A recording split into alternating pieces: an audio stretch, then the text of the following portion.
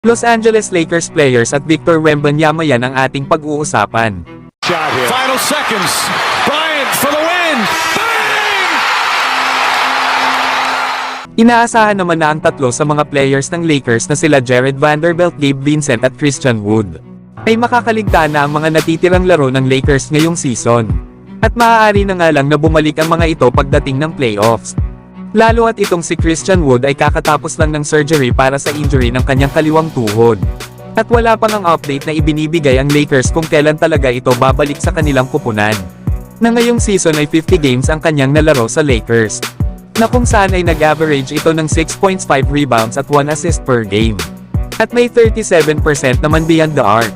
Samantalang itong sila Jared Vanderbilt at Gabe Vincent ay possible naman na inihahanda ng Lakers sa playoffs. Alam naman natin na may lumabas na report na malapit nang bumalik sa lineup ng Lakers ang nasabing dalawang players. Pero mas pinili ngayon ng Lakers na ihanda na lang sila Vanderbilt at Gabe Vincent sa playoffs. Lalo at sigurado naman na sa play-in tournament ang bagsak ng Lakers. Kaya abangan na lang natin mga idol.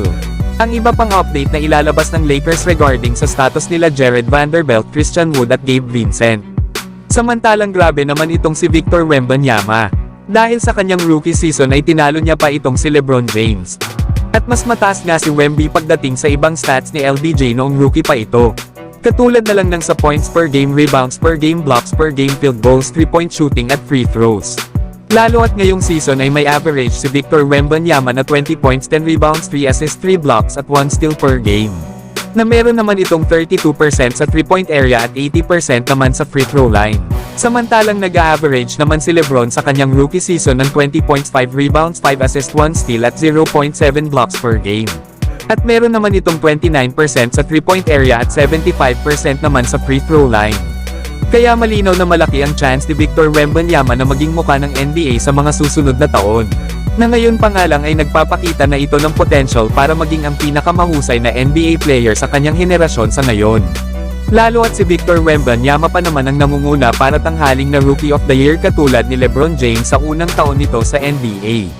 Pero kayo mga idol, ano sa palagay nyo ang masasabi nyo dito sa mga ipinapakita ni Victor Wembanyama sa kanyang rookie season?